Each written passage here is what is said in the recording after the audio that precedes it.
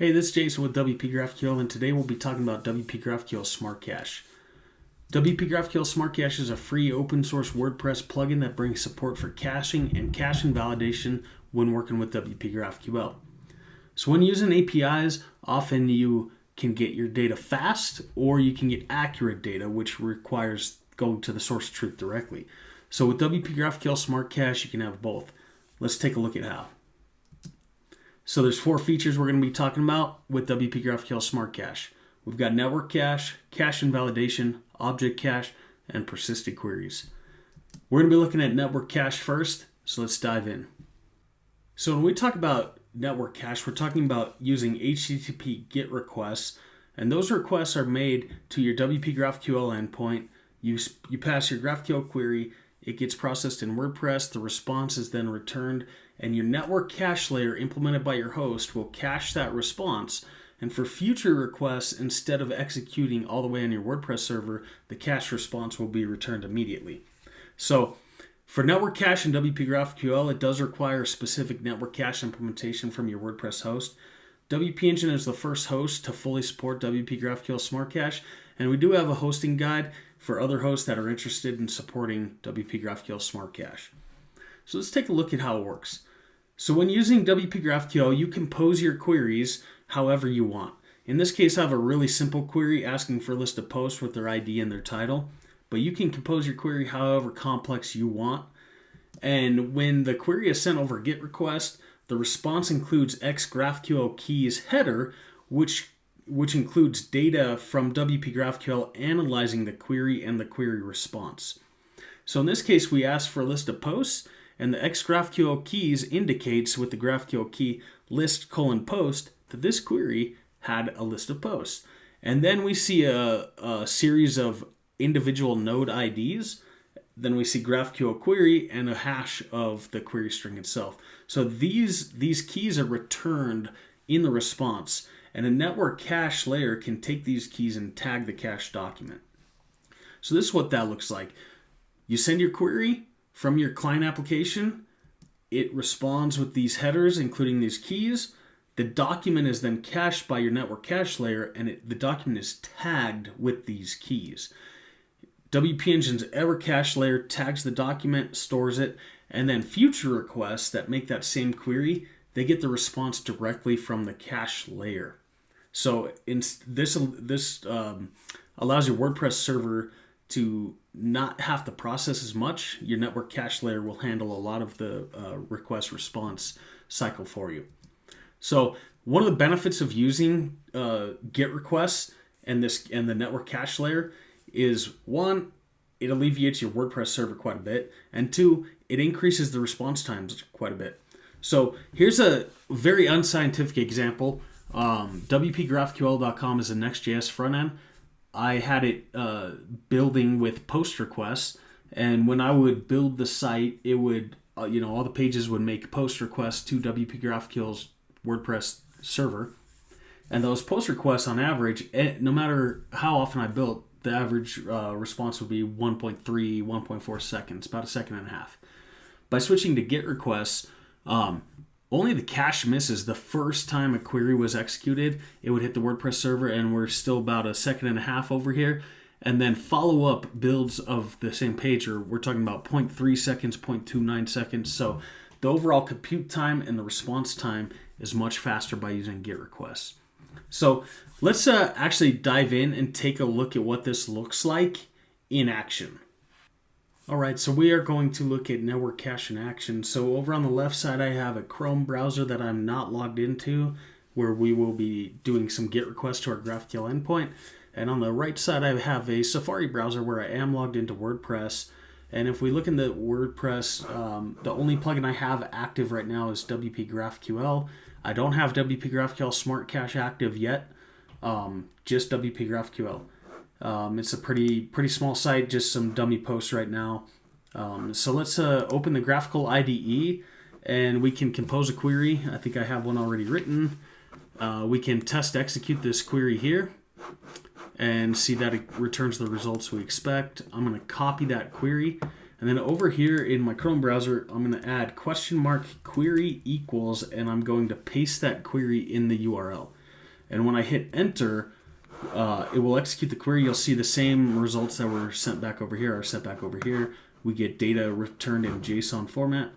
And what we can see, the timing of that request, 735 milliseconds for that request. And if I click into it, we will see the request method was get, and it was a cache miss. So what that means is, since this was the first time that this request was sent to my WordPress site, WordPress had to process this, right? So the first request is a cache miss, meaning that WordPress needs to execute the resolvers to get the data and return it. Now, if I refresh this query, instead of 735 milliseconds, you see 238. If I refresh again, 230, 230, 52, 68, 55, 62. So significantly faster responses. And if we click into the headers again, we can inspect and we will see X cache hit. So I refreshed a bunch of times and now we're at cache hit 9. If you were to execute this query on your browser, you'd be at cache hit 10 or cache hit 11 or whatever. So the network cache is a layer between my request, my browser, and my WordPress server. So that network cache layer is caching the document and returning it from the cache. So my WordPress server actually isn't resolving the request every time. So I can have thousands of different, visitors to my site that all are asking for this data from this query, and only one of them is going to actually make it to WordPress. The rest are going to hit the cache. So we can, I'm going to open another tab. We'll copy the endpoint all the way up until the query equals. We'll save that here for a second. I'll open my network tab. And let's change this query to users, nodes, and we'll just query for name. So we're going to get a list of users here. I only have a few users on this WordPress install. I'm going to copy that and paste it over here. So same thing, we see 700 and something milliseconds, so that's a cache miss. If we click in the headers, we can see cache miss. And if I refresh this, we're going to see 270, 63, 77, 56, 70 milliseconds. So we're getting significantly faster responses, and you can see we're at cache hit 5. So that's network cache. And it really depends on your WordPress host whether they support this for GraphQL queries. WPGraphQL supports GET requests and has for some time. Your WordPress host may or may not support caching at the network level for GraphQL queries. I'm doing this demo on WP Engine, which does support it and has supported it for some time. But there is one limitation with network cache right now, and that is cache invalidation. So these queries are going to be cached for 10 minutes. So let's take a look at this cached post request. If we look at this response again, we're going to see the max age right here is 600 seconds. So that means for 10 minutes, this will be cached. And so if somebody in WordPress, let's say, publishes a new post, which we'll go ahead and do, we'll say test publish new post, some content for the new post. I can publish this, and then if I refresh this query, we're not going to see it in this list. We'll see it here in the WordPress admin. If I go back to GraphQL and I execute that same query for posts, let's see, go to my history, find my post query. If I execute it here, we're going to see the new test publish new post. But if I keep refreshing my GET request, I'm going to keep getting cache hit after cache hit after cache hit. And that's a problem. So I'm getting data fast, but I'm not getting the accurate data. So WPGraphQL Smart Cache, one of the primary features is cache invalidation. And I'm going to talk about that next, and how WPGraphQL Smart Cache can help you get data fast, but also accurate. So what we saw with the network cache demo is that your host might support network cache of WPGraphQL queries, but the cache invalidation might get you in trouble. So we're going to talk about WPGraphQL Smart Cache and how it helps bring cache invalidation to the big picture. So When it comes to cache invalidation, network cache, as we saw, will get a response from WPGraphQL. That document will be cached in the network cache, and it will be tagged with these keys from the response headers. Now, being tagged with those keys only does something if we purge the cache based on those keys. And so that's where WPGraphQL Smart Cache comes in. So WPGraphQL Smart Cache looks for events related to publishing, updating, or deleting content. And then it calls the purge action on the cache based on what type of event occurred. So publish event, I want to talk about this real quick. It's not as simple as just clicking publish on a post. It's a lot more nuanced than that. If you take, for example, users in WordPress, a user by default is not a public entity. So a public GraphQL query for a user that has not published content will not get that user returned in the results. You'd have to be authenticated to see that user.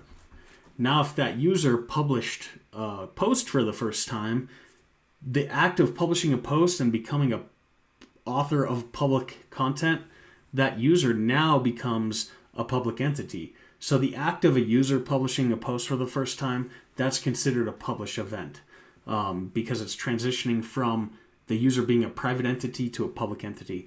So when events like that occur, whether it is actually publishing a post from draft state to publish, or some other non-public state to publish, or a user transitioning from a public or a private user to a public user, that would be considered a publish event, and it would purge any GraphQL queries that had a list of that type of node. And then if you were to update or delete any node, and a delete doesn't necessarily mean putting something in trash or force deleting a post. It means transitioning from a public state to a non-public state. So if I take a published post and transition it back to draft, that would be a delete action, as it would need to be deleted from the public cache. Same thing with if I deleted the only post from an author, or that user would be transitioned back to being a private entity that could no longer be visible in the public cache. So those events would purge any caches with those nodes in them. So let's take a look at cache invalidation in action with WPGraphQL Smart Cache.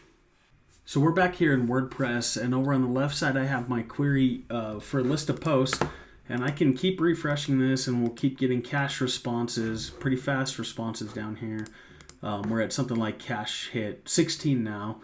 But the problem, again, if you remember, is that this is going to be cached for 600 seconds. So no matter what I do in WordPress, this will be cached for 600 seconds. So I can publish a new post. We can, call this like demo post 1, demo content, and we can publish this. And when I publish that, if I come back to WordPress, we'll see my post here. And if we come back to graphical in the graphical IDE and execute our query, we'll see that content here. But if I keep refreshing this query here, we're gonna be getting fast responses, 60 milliseconds, pretty fast responses. But we're not getting the accurate data, and that's the problem that WPGraphQL is helping solve. So let's go install WPGraphQL Smart Cache. We're going to go into our plugins, click Add New, and we will search WPGraphQL Smart Cache.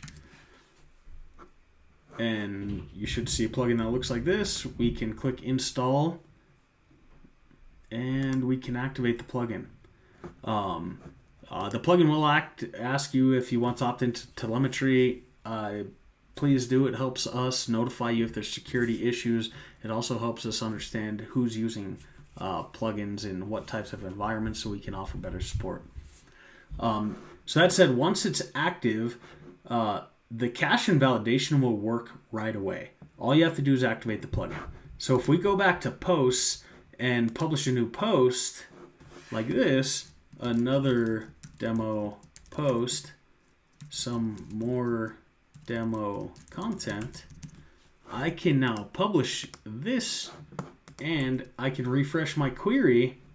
I don't know if you caught that, but we see this new content now. So this is going to be a cache miss. We'll see cache miss here. That was 200 something milliseconds. Then I can refresh and we'll see 96, 51, 70.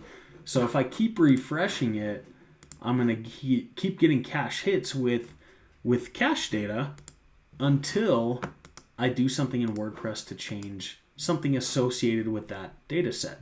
So let's say we're really excited about this post and we want to scream it at the top of our lungs. We can update the title, click update, and next time a client application asks for that query, it's going to get the accurate data. So this is going to be a cache miss again. And the cache misses are they're gonna make their way all the way to WordPress, so they're gonna be slightly slower than a cache hit, but it's only gonna be the one user. So if you had a page that was asking for this data, just the one user is gonna have to pay the price, unfortunately, to get the fresh data. But then every other user is gonna be a cache hit. So we can refresh all of these subsequent requests. They're not hitting my WordPress server. They're hitting the network cache. So I can hammer this, and it's my WordPress server is going to be safe. So this query, we're at what? I just refreshed a bunch of times. We're at cache hit 21. So 21 of these 22 requests hit the network cache. My WordPress server only had to process one actual request. So that we looked at publishing and editing. What if I move this to the trash, for example? So we just moved that post to the trash. So I can refresh this query again, and that post is gone. What about this demo post? We have a typo. Maybe we need to correct that. We can update that. And if I refresh again, we have the correct data with the cache miss, and then cache hit, cache hit, cache hit. So that's cache invalidation. All you have to do is install and activate WPGraphQL Smart Cache, and the cache invalidation will start working. Let's look at a different data set. If you remember, we had the query for users. So I'm going to refresh this a few times, just to make sure we have that cached real well. So we're at cache hit 3 now. What's really cool, so I'm going to go back to my posts. We're going to look at that again. And this one is at cache hit 4. So we have two different queries, one for list of posts, one for users. And if I edit, let's edit the post again. We'll add some apostrophes again to the title here. If I refresh this, we'll see a cache miss, and we'll see the accurate data. So cache miss, I'll refresh, and we'll be at cache hit like 3 or 4 or whatever. So cache hit 3. If we come back here and refresh, this is still a cache hit. We're at cache hit whatever 4 now, and that's because I edited a post. So when I edit a post, a query for users is still going to remain cached. And if I edit a user, a query for posts is going to remain cached. So let's go edit a user. I'll go to my user profile, and I will change my display name. This can be any edit, but I'll just change my display name, and we will click update here. And what's going to happen is if I refresh this query for users, we're going to get the correct data now, and that's going to be cache miss. If I refresh, it's cache hit again, so 60 milliseconds, 240, 60, yeah. So we're getting cache hit, cache hit, cache hit. So we're back up to cache hit 5.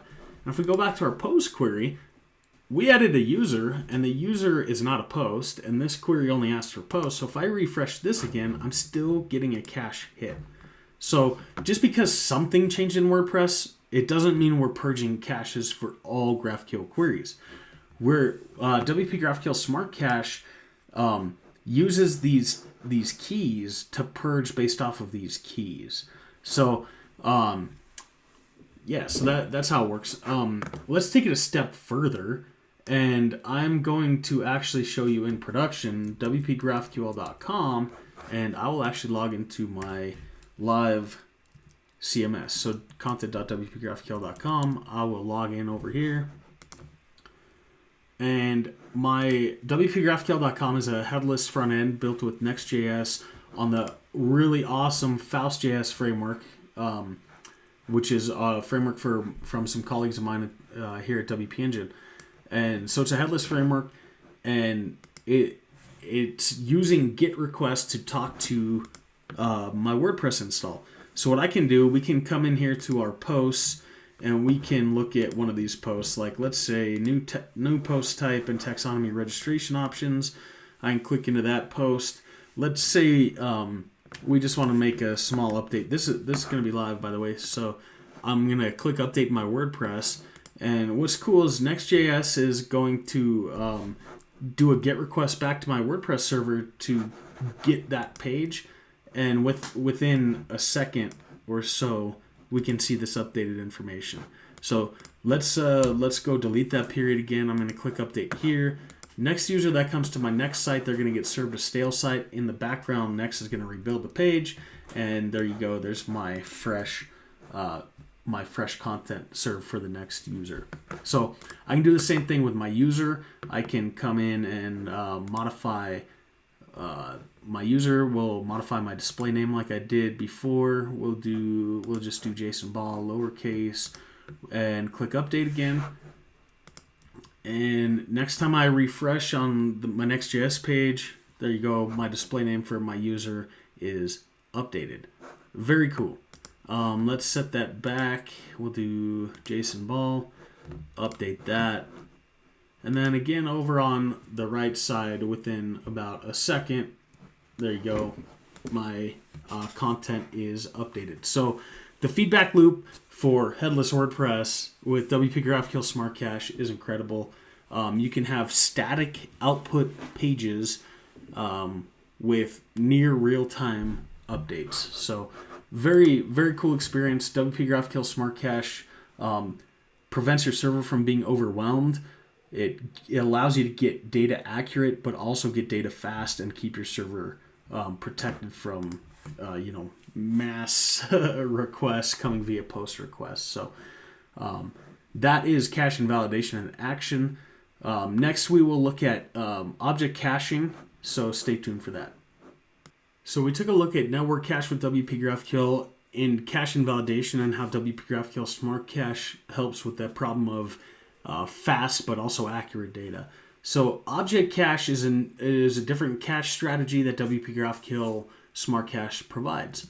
So object cache is very similar to network cache, but it also allows you to use HTTP post requests instead of GET requests. Post requests are almost always going to bypass your network cache layer and make its way all the way to WordPress. So if you're using post requests, you can enable object caching from WP-GraphQL Smart Cache, and it's going to behave very similar to the network cache in that the response will be processed from WordPress and then cached as an object in the WordPress object cache and tagged with these keys. So it's stored in the WordPress object cache. If you have a persistent object cache like Memcache or Redis or something similar, it would be stored in that. If you don't, it would fall back to WordPress transients. So most hosts have a persistent object cache, but some might not. And so it's going to work very similar in that when you publish content, the caches would be evicted or purged from the object cache. So it'll be a very similar experience to network cache. The difference, like I said, is that you can use post requests for this instead of GET requests. So if you have, let's say, a native iOS or Android app that is using post requests, you can go turn this feature on in the admin of WordPress in the WP-GraphQL Smart Cache settings and benefit immediately from slightly improved performance. I would still recommend, if possible, to use GET requests and network cache, as that will give you the most benefit from this experience of using WP-GraphQL. It will alleviate your WordPress server the most if you use network cache, and it will give you the fastest responses. So the object cache, it still does require requests to make it all the way to WordPress, and WordPress has to boot up, get the data from the object cache, and then return it. So there is a benefit, but the max benefit would be with the network level caching.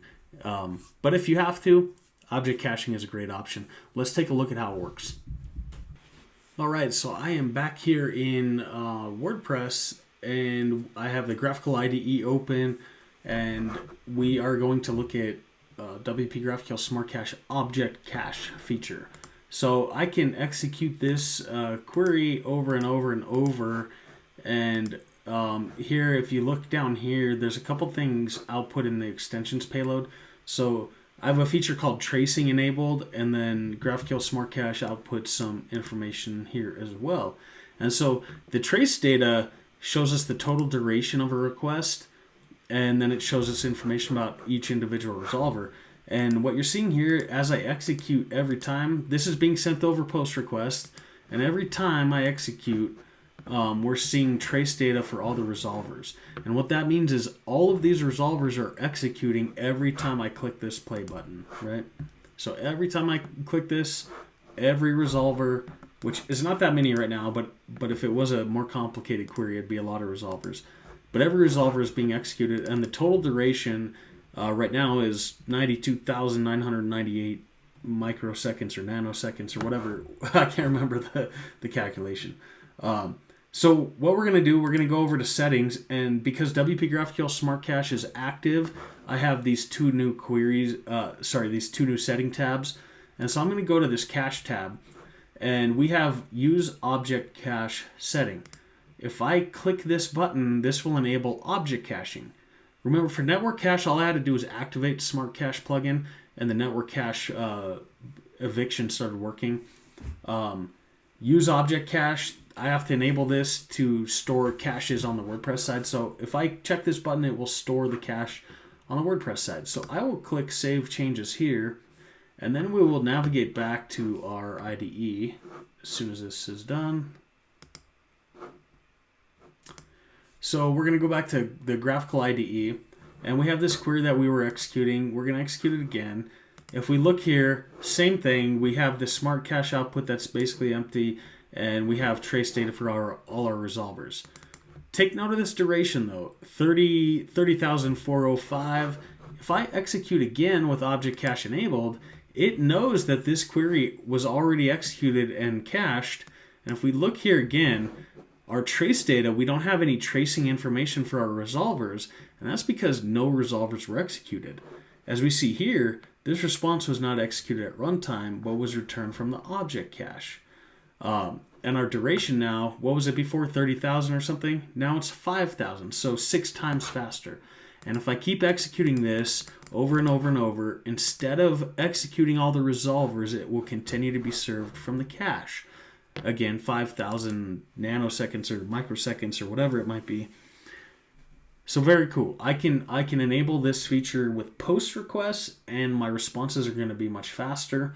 The invalidation works the same, so I can, in a new tab, I can come in and we will add a new post. We'll say object cache post or something like that. Object cache test post. Some content. We will publish this, and then we will come back, and because that post was published, the next request we should not see this message anymore, and we should see the resolver data again. So if I click this, we have our object cache test post, we have the data, the accurate data that we want. But if we look at our extensions, it was not served from the cache. This was a fresh execution for this query. And we do see data about all the resolvers. We see the duration, 25,000 microseconds or what have you. If we execute again, though, it should be cached the second time.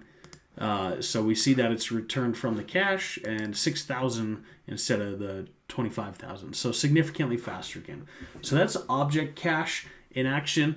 It allows you to use post requests instead of get requests and benefit from object caching in the WordPress object cache level. So if you're unable to use get requests and network cache, this might be a good option for you.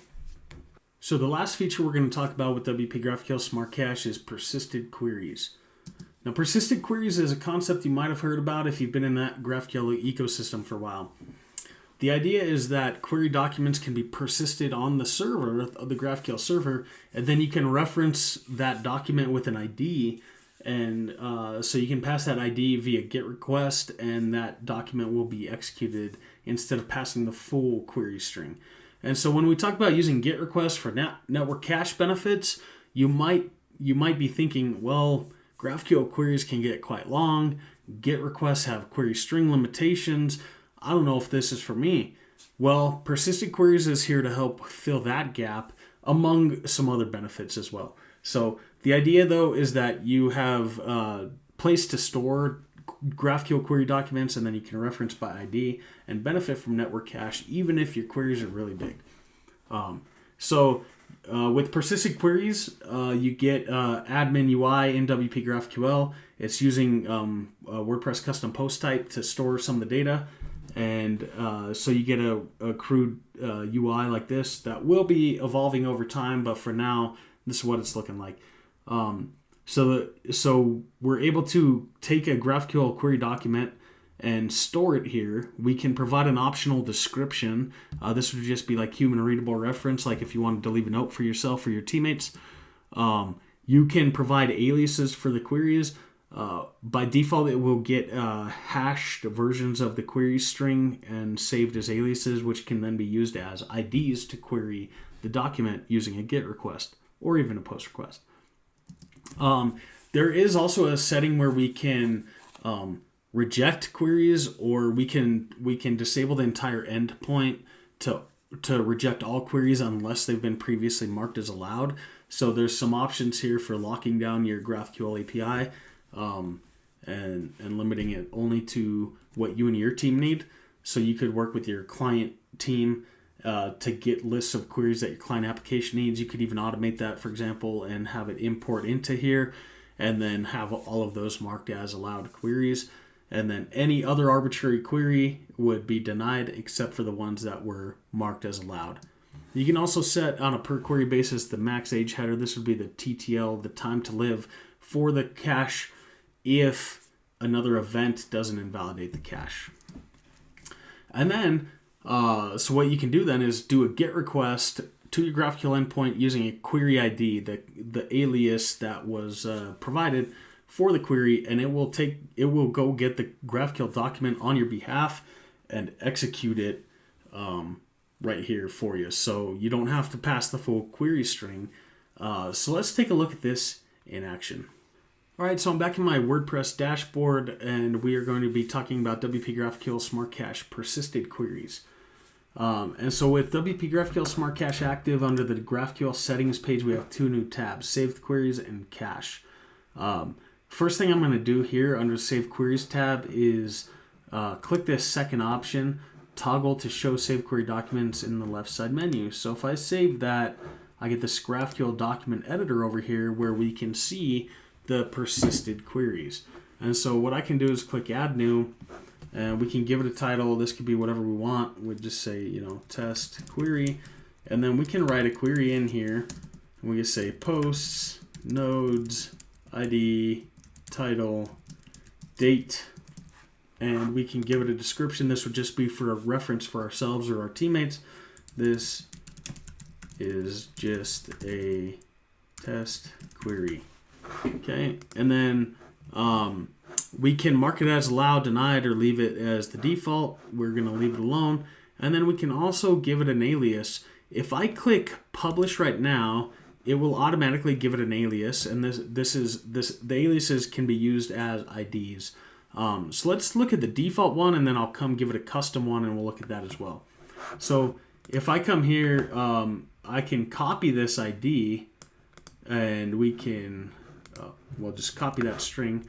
And then what I can do is go to my GraphQL endpoint, and instead of doing query equals, I can say query ID equals, and I can paste that ID here. And that will go ahead and execute that query on my behalf.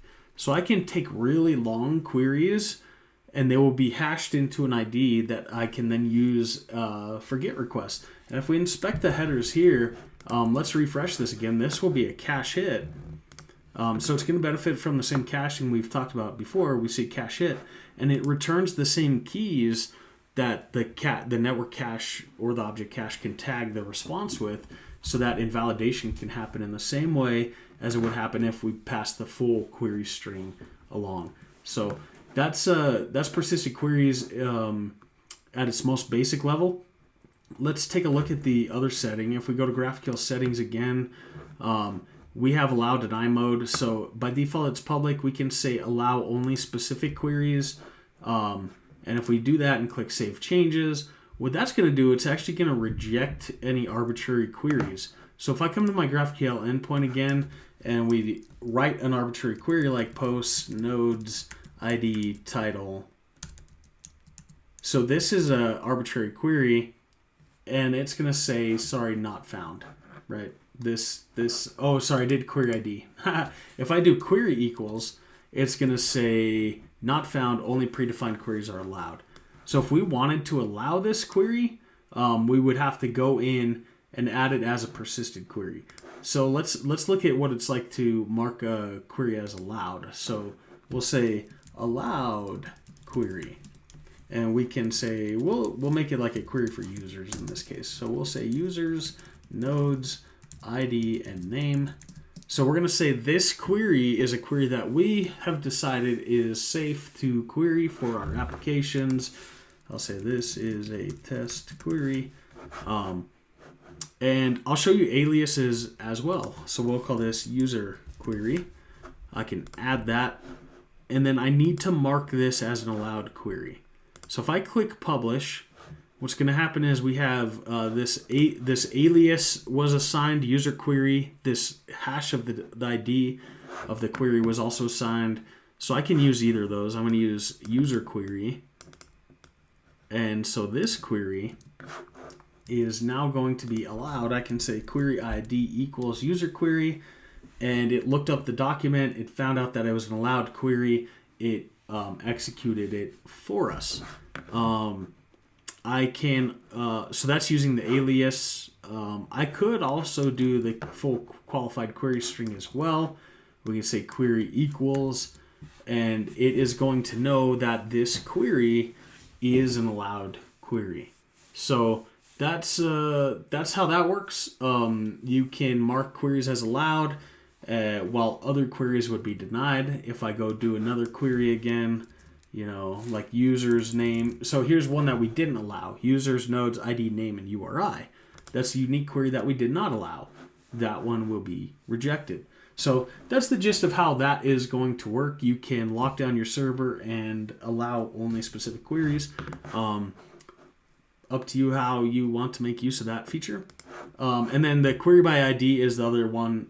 It will give you these IDs, and you can assign aliases as well. And then you can use those with GET requests and take benefit of network cache, even if your queries are very long. So I hope you guys find benefit from persisted queries and WPGraphQL Smart Cache. I think there's a lot of awesome stuff we can do when we build decoupled WordPress applications, and I think GraphQL is a fun part of that story. So I'd love to see what y'all build with this, and I hope that what we've built benefits you in some way. Thank you.